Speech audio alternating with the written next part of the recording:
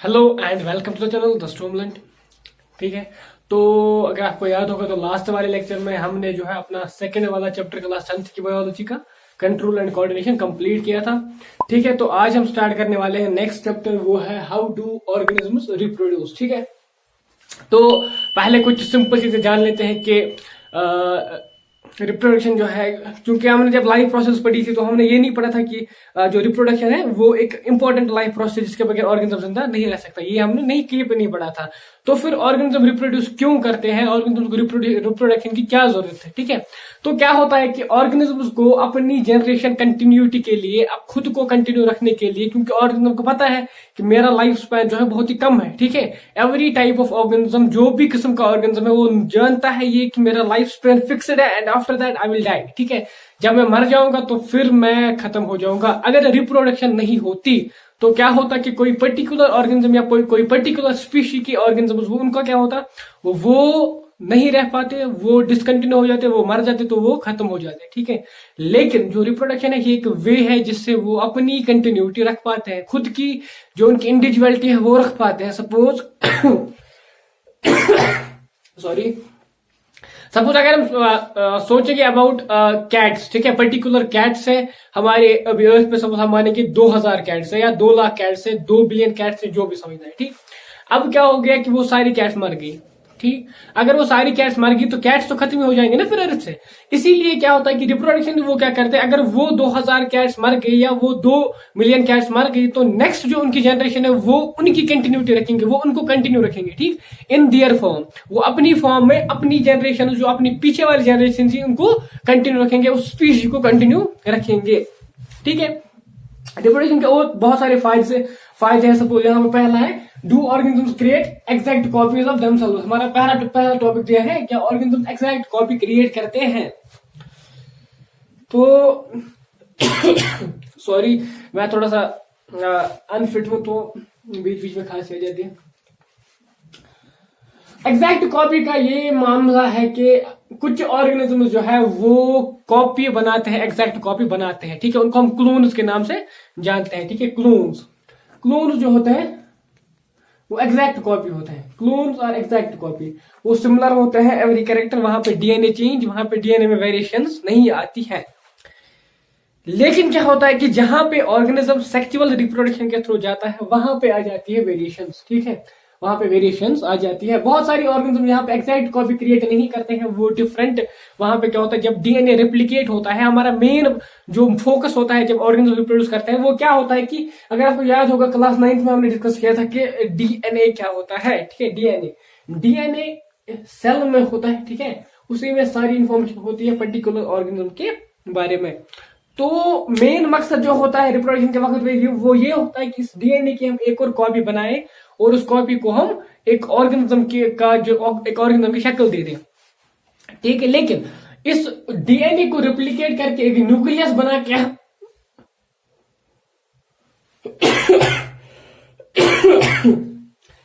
इस डीएनए को रेप्लिकेट करके हम एक न्यूक्लियस बना के इसको नहीं छोड़ सकते एटमॉस्फेयर में। ठीक है, क्योंकि उसके लिए एक सेल्यूलर मेटाबॉलिज्म होना चाहिए जिससे वो इंडिविजुअल फंक्शन कर सके।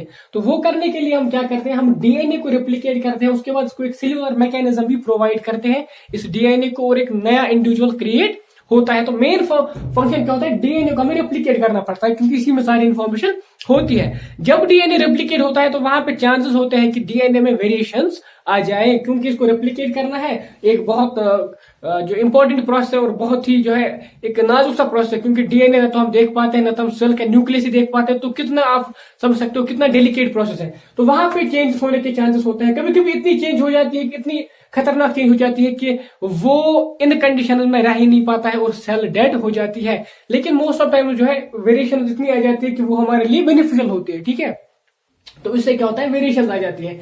वो वेरिएशन हमें कैसे हेल्प करती है, उनकी इंपॉर्टेंस क्या है। क्योंकि सपोज अर्थ का टेम्परेचर अगर हम अभी कंसिडर करेंगे बढ़ रहा है, ठीक है, अर्थ का टेम्परेचर बढ़ रहा है, कुछ सालों बाद अर्थ का एवरेज टेम्परेचर बढ़ गया, और जो ऑर्गेनिज्म है अगर उनमें वेरिएशंस आ जाएंगी उस हायर टेम्परेचर में अडॉप्ट होने की, तो वो वाले ऑर्गेनिज्म सर्वाइव करेंगे। लेकिन अगर उनमें नहीं आ पाई वो वेरिएशंस तो वो मर जाएंगे एंड उनकी जनरेशंस खत्म हो जाएंगी। तो यहाँ पे रिप्रोडक्शन जो है ये वेरिएशंस क्रिएट करता है जिससे ऑर्गेनिज्म्स जो है लाइव कर सकते हैं, वो लिव कर सकते हैं, वो जिंदा रह सकते हैं। ठीक, तो नेक्स्ट है टाइप्स ऑफ रिप्रोडक्शन। आपको पता होगा, सुना होगा आपने बहुत बार, रिप्रोडक्शन दो टाइप के होते हैं सिंपल टर्म्स में, asexual and sexual. Asexual reproduction वो होता है जहां पे सिंगल पेरेंट इन्वॉल्व होता है, ठीक है, सिंगल पेरेंट इन्वॉल्व होता है। यहां पे होता है single parent involve, single parent. Single parent की क्या मानिए, मतलब अगर एक ऑर्गेनिज्म है वो इंडिविजुअल है, ठीक है, एक ऑर्गेनिज्म है, वो खुद ही क्या करता है, अपने किसी वे से दूसरे ऑर्गेनिज्म को क्रिएट करता है, या खुद से किसी तरीके से उससे दूसरा ऑर्गेनिज्म क्रिएट होता है, लेकिन यूज उसमें जो है इन्वॉल्व खाली एक ही ऑर्गेनिज्म होता है क्रिएट करने में, तो उसको हम बोलते हैं एसेक्सुअल रिप्रोडक्शन। सेक्सुअल रिप्रोडक्शन में क्या होता है, यहाँ पे गेमिएट्स बनाए जाते हैं, ठीक है, गेमिएट फॉर्मेशन होता है, यहाँ पे गेमिएट फॉर्मेशन।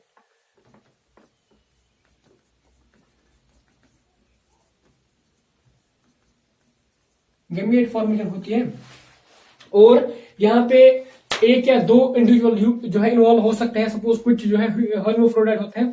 लेकिन यहाँ पे क्या मसला होता है, जो गेमिएट बनाते हैं फिर जो ये सेल क्रिएट करते हैं, जिसको हम जाइगोट के नाम से जानते हैं, ठीक है, जाइगोट।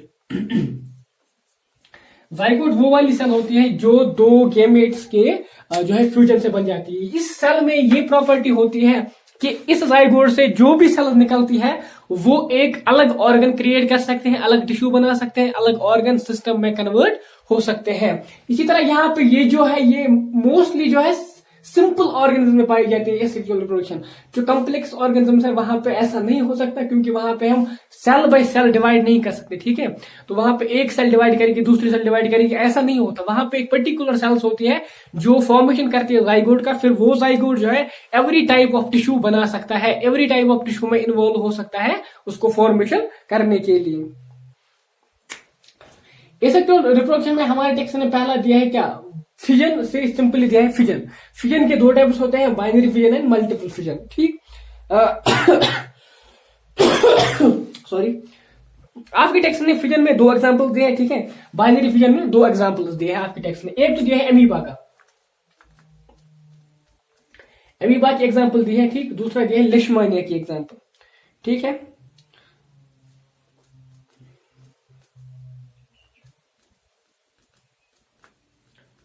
लिशमानिया, ये आपको याद होगा काला आजार एक डिजीज है जो होती है लिशमानिया से, ठीक है। एमीबा को तो हम जानते ही है।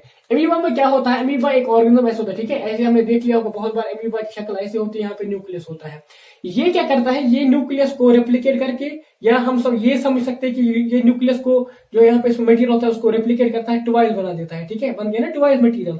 उसके बाद ये ऐसे कट जाता है बीच में, ठीक, और ये अलग हो जाता है, और ये बन जाते हैं दो डॉटर सेल्स, ठीक। यहाँ पे हम इनको डॉटर सेल्स बोलते हैं, और ये आपस में जो है सेम होते हैं, सिमिलर होते हैं एक दूसरे के। यहाँ पे ये दो में कन्वर्ट हो जाता है, लेकिन यहाँ पे पेरेंट इंडिविजुअल जो है वो खत्म हो जाता है। यहाँ पे एक जो अमीबा था अभी, इससे दो बन गई, ठीक है, ये और ये वाली और ये वाली, लेकिन ये तो खुद खत्म हो गया। तो यहाँ पे दो बन जाते हैं जो ऑलमोस्ट आपस में इक्वल होते हैं, क्योंकि सेम जेनेटिक मटेरियल है जो कॉपी हुआ। यहाँ पे कोई वेरिएशन, कम वेरिएशन आने के चांस है, क्योंकि यहाँ पे गेमेट फॉर्मेशन इन्वॉल्व नहीं होती, यहाँ पे फ्यूजन ऑफ गेमेट्स इन्वॉल्व नहीं होता है। एसेक्सुअल रिप्रोडक्शन में ऑलमोस्ट सिमिलर कॉपी होती है, ठीक है, क्लोन बन जाते हैं एसेक्सुअल रिप्रोडक्शन में। सेक्सुअल रिप्रोडक्शन में वेरिएशंस के चांसेस होते हैं। सपोज आपने देखा होगा कि ह्यूमंस में क्या होता है, एक ही पेरेंट जो है, पेरेंट्स है, उनके डिफरेंट इंडिविजुअल, डिफरेंट सिबलिंग जो है वो आपस में नहीं मिलते हैं, ठीक है, उनमें वेरिएशन हो जाती होती है, वो शक्ल में वेरिएशन होती है, उनके सपोज उनके वॉकिंग में, उनके स्टाइल में, लाइफ स्टाइल में वेरिएशन होती है। वो बिकॉज इसलिए क्योंकि वहां पे गेमिएट फॉर्मेशन हो जाता है, तो गेमिएट्स में वेरिएशन के चांसेस होते हैं। यहाँ पे कम वेरिएशन हो जाती है, तो ऑलमोस्ट ये आइडेंटिकल होता है, ठीक है, आइडेंटिकल, ठीक। तो बाइनरी फिजन आपका एक तो एमीबा में होगा और लेशमानिया में होगा। उसमें क्या होता है, एक ऑर्गेनिज्म जो है वो डीएनए रेप्लिकेट करके, न्यूक्लियस को रेप्लिकेट करके दो में डिवाइड होता है और दो ऑर्गेनिजम्स क्रिएट हो जाते हैं। सिंपल एक छोटा सा पैराग्राफ दिया है आपके टेक्स्ट में, एक बार आप पढ़ोगे तो आपको ये क्लियर हो जाएगा। ठीक है। लेशमानिया में भी ये होता है, लेकिन अमीबा में कोई भी प्लेन के थ्रू हो सकता है, क्योंकि अमीबा की कोई पर्टिकुलर शेप नहीं है, तो अमीबा में किसी पर्टिकुलर प्लेन के थ्रू भी हो सकता है। जिस प्लेन के थ्रू हो जाए तो दो हर एवरी प्लेन के थ्रू सेम ही दो इंडिविजुअल बनेंगे। लेकिन लेशमानिया का स्ट्रक्चर थोड़ा इस तरीके का होता है, ठीक है। इसलिए यहाँ पे होती है इसकी फ्लाइजुला। लेशमानिया की स्ट्रक्चर यहाँ पे फ्लाइजुलेट में लेशमानिया आ जाता है, लेशमानिया, ठीक। तो क्या करना है, यहाँ पे खाली एक ही टाइप का डिवीजन है, वो ये वाला है, ठीक है।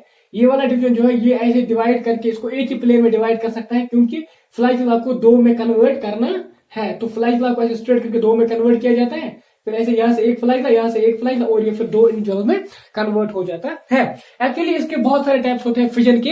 एक तो सपोज बाइनरी फिजन के हो सकते हैं, transverse binary fission, longitudinal binary fission, ठीक। ये डिपेंड करता है कि ऑर्गेनिज्म कैसा है। और भी अगर आपने इग्लिना के बारे में, इग्लिना अगर आपको याद हो, इग्लिना की शेप भी ऐसी कुछ थी, ठीक है, ऐसी कुछ इग्लिना की शेप थी, और यहाँ पे फ्लाइजुला था। तो उस फ्लाइजुला को भी दो पार्ट में डिवाइड करना है, तो यहाँ पे ट्रांसवर्स जो है ये वाला ट्रांसवर्स वाला बाइनरी फिजन हो जाता है।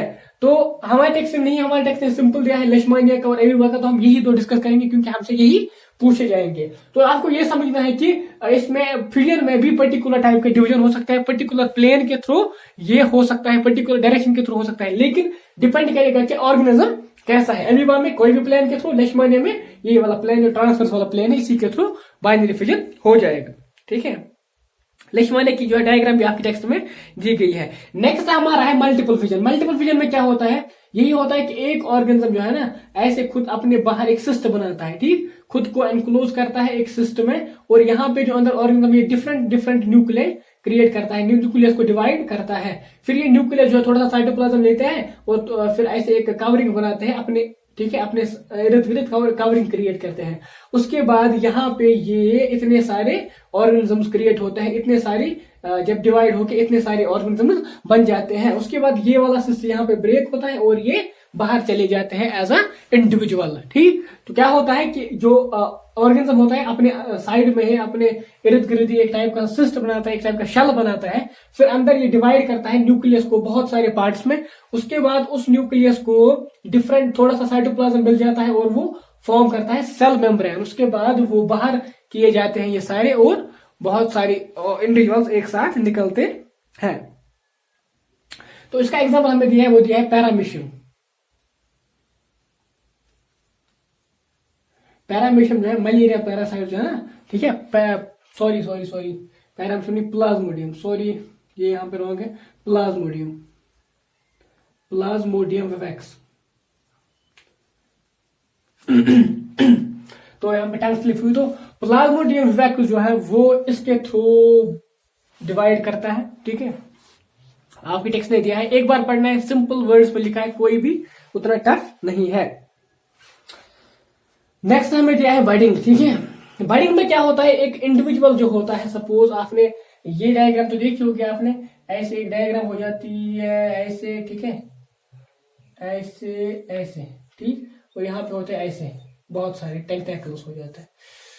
ये आपने ये डायग्राम देखी होगी, किसकी है, हाइड्रा को आपने देखा होगा, ठीक।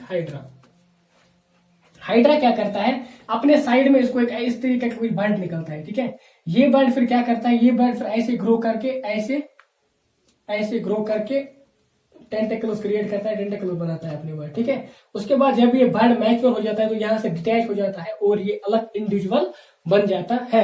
इसको हम बोलते हैं बर्डिंग, क्योंकि एक टाइप का बर्ड निकलता है एक ऑर्गेनिज्म से, यहाँ से एक टाइप का बर्ड निकलता है, फिर वो बर्ड जो है बड़ा होके मैच्योर हो जाता है और एक ऑर्गेनिज्म क्रिएट होता है डिटैच होके। इसी तरह ये चीज जो है यीस्ट में भी होती है। यीस्ट को आपने देखा होगा ऐसी शेप होती है, तो यहाँ पे एक ऐसा छोटा सा बर्ड निकलता है, ठीक। बर्डिंग और बाइनरी फिजन में ये डिफरेंस है कि बाइनरी फिजन में इक्वल डिवीजन होता है, ठीक है। बर्डिंग में ऐसा नहीं होता है। बर्डिंग में इसमें थोड़ा सा साइटोप्लाज्म चला जाता है, बाकी साइटोप्लाज्म ऑर्गेनिज्म इंडिविजुअल ऑर्गेनिज्म में रहता है। यहाँ पे इंडिविजुअल ऑर्गेनिज्म की आइडेंटिटी वही रहती है, यहाँ पे इंडिविजुअल ऑर्गेनिज्म की आइडेंटिटी खत्म हो जाती है, ठीक है। यहाँ पे आपको अगर बोलेंगे कि मुझे बोलो इंडिविजुअल कहाँ गया जिसने इसको क्रिएट किया, तो नहीं बता पाएंगे, क्योंकि इंडिविजुअल दो पार्ट्स में डिवाइड होकर दो सेल्स बनाई। यहाँ पे आप बोल सकते हो हाँ ये इंडिविजुअल है और ये जो है ये न्यू ऑर्गेनिज्म है, ये बर्ड है। ठीक, ये डिफरेंस है बर्डिंग और बाइनरी फ्यूजन में। तो यहाँ पे बर्ड निकलता है और फिर वो डिटैच होकर न्यू ऑर्गेनिज्म बनाता है। बहुत टाइम तो क्या होता है कि ये बर्ड जो है यहाँ पे दूसरा बर्ड क्रिएट करता है, ये यहाँ पे दूसरा क्रिएट करता है, ये यहाँ पे दूसरा क्रिएट करता है, लेकिन ये डिटैच नहीं होते हैं। बहुत टाइम ऐसा होता है कि ये आपस में मिलते ऐसे कनेक्टेड ही रहता है। तो ये फिर एक कॉलोनी क्रिएट करते हैं। ठीक है, कॉलोनी बन जाती है, यहाँ पे बर्ड्स ऐसे रहते हैं और कॉलोनी बन जाती है। ठीक, डिटैच भी हो सकते हैं, नहीं भी हो सकते हैं, उससे कोई फर्क नहीं पड़ता। तो हमें ये एक अलग इंडिविजुअल होता है। अगर डिटैच हो गया तो ये अलग इंडिविजुअल है, फिर भी सर्वाइव कर सकता है। अगर इसी के साथ कनेक्टेड रहा स्टिल ये एक इंडिविजुअल है। ठीक है, तो और यहाँ पे कॉलोनी भी क्रिएट कर सकते हैं। ठीक, ये है हमारा बडिंग में यीस्ट एंड हाइड्रा। ठीक, हाइड्रा की भी वहां पे हमारे टेक्स्ट में दी गई है एग्जांपल, और शेप भी उसकी बनाई गई है। नेक्स्ट है रीजनरेशन। कुछ सिंपल ऑर्गेनिज्म में क्या होता है कि उनकी बॉडी जो है ना वो डिवाइड होती है। ठीक है, सिंपल यूनिसेलुलर ऑर्गेनिज्म में या कुछ मल्टीसेलुलर ऑर्गेनिज्म में थोड़े से सेल्स होते हैं। सपोज आपने सुना स्पायरोगैरा के बारे में। ठीक है, स्पायरोगैरा मल्टीसेलुलर ऑर्गेनिज्म, लेकिन उसमें क्या होता है कि वो भी फ्रेगमेंटेशन के थ्रू डिवाइड होकर रिजनरेट करता है। ठीक है, यहाँ पे आप इसके बाद और एक लिख सकते हैं, यहाँ पे फ्रेगमेंटेशन।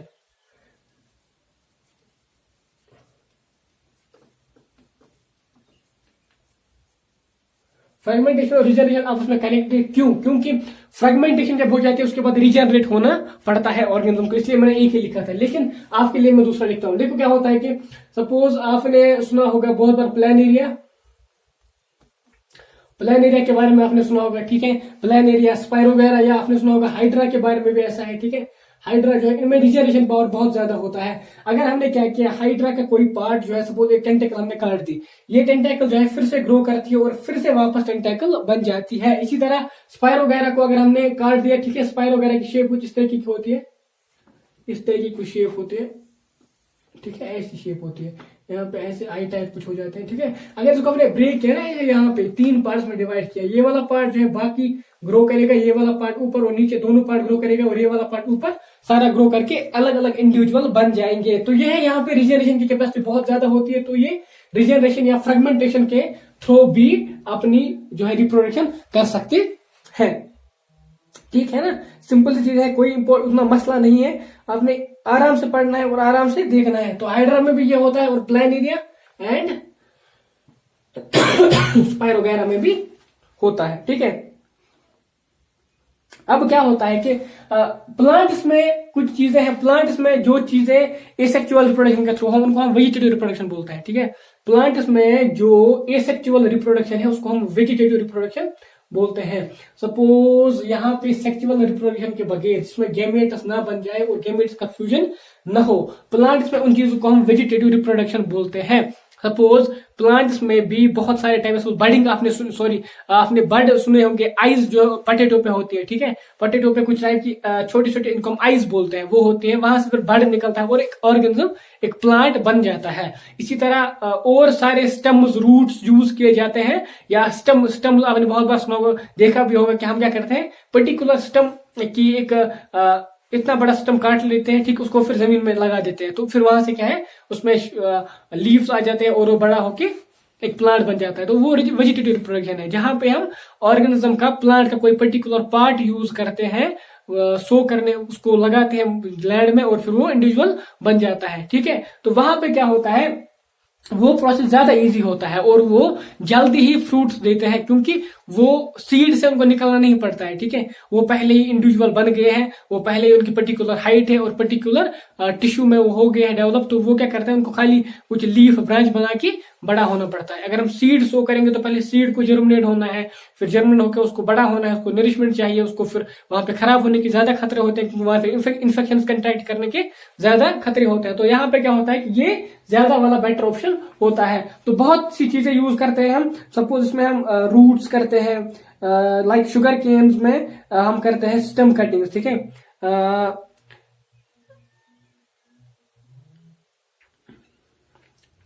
ठीक है, ग्रेप्स में, रोजेस में, शुगर केन में यूज करते हैं, या आपने बहुत बार सुना होगा ग्राफ्टिंग हम करते हैं या लेयरिंग करते हैं। ठीक है, वो भी इसी में आ जाते हैं, ग्राफ्टिंग एंड लेयरिंग। ठीक, ग्राफ्टिंग में हम क्या करते हैं, एक जो है एक स्टेम पार्ट लेते हैं जिसके रूट होता है, ठीक है, और एक दूसरा स्टेम पार्ट लेते हैं जिसका शूट होता है, और फिर इन दोनों को आपस में मिला के यहाँ पे बंद कर देते हैं किसी चीज से, और फिर ये एक इंडिविजुअल बन जाते हैं और ये ग्रो करने लगता है as a single individual organism. इस तरह लेयरिंग में भी क्या करते हैं, पर्टिकुलर ब्रांच को लेते हैं, ठीक है, ये प्लांट है सपोज, इससे पर्टिकुलर ब्रांच को ऐसे लेते हैं, यहाँ पे मिट्टी डाल देते हैं, ठीक, जब हम मिट्टी डाल देते हैं तो कुछ टाइम के बाद यहाँ पे रूट्स आ जाते हैं, फिर इसको कट कर देते हैं और ये नया इंडिविजुअल क्रिएट हो गया।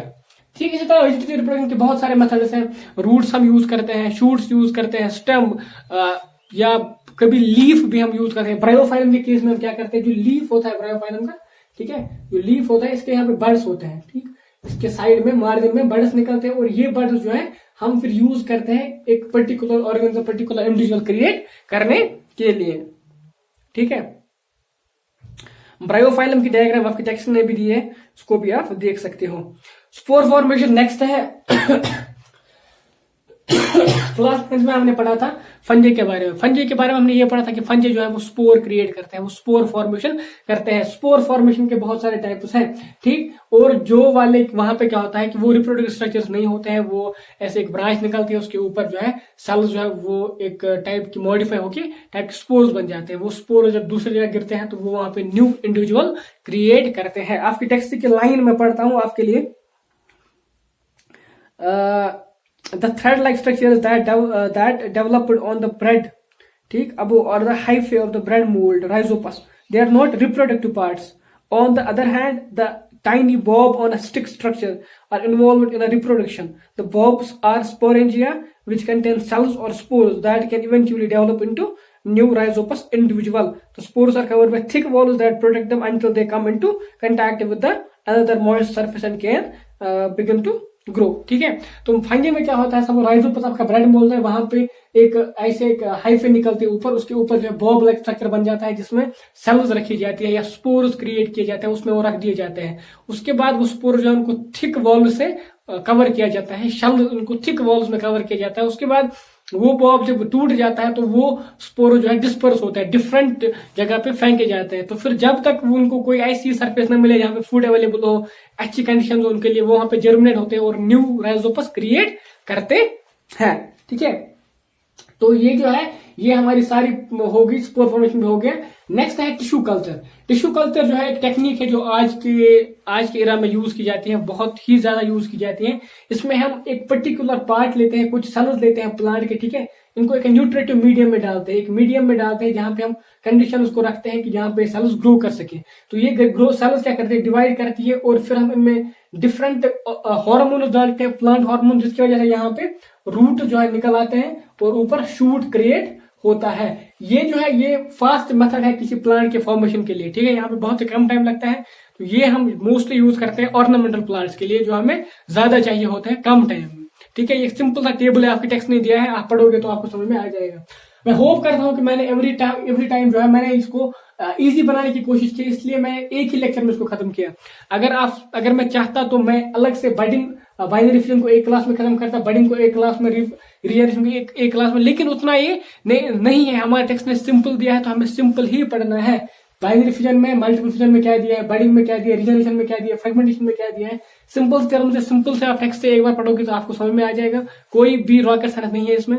ठीक है, ये सिंपल टर्म्स है और इनकी टर्म्स को देख के ही हमें इनकी मायने भी पता चल जाती है। सपोज बडिंग तो हमें लगता है कि बड निकलने वाला है तो ये याद रह जाता है। रीजनरेशन मतलब कट होकर रीजनरेट हो जाएगा। फ्रेगमेंटेशन मतलब फ्रेगमेंट्स बन जाएंगे। हमें क्या करना है, सिर्फ एग्जाम्पल याद रखने और देखना है कि क्या होता है इसमें। तो मैं होप करता हूं कि आपको समझ में आ गया होगा। ठीक है, और अगर कोई पॉइंट स्टिल रह गया है तो कमेंट में बताइएगा, मैं वो नेक्स्ट क्लास में डिस्कस करूंगा। बाकी वही है कि वीडियो को शेयर करना है अपने फ्रेंड्स के साथ एंड चैनल को सब्सक्राइब करके जाना है। ठीक, लाइक का बटन जो है उसको प्रेस करना है। बाकी वही थैंक्स अ लॉट।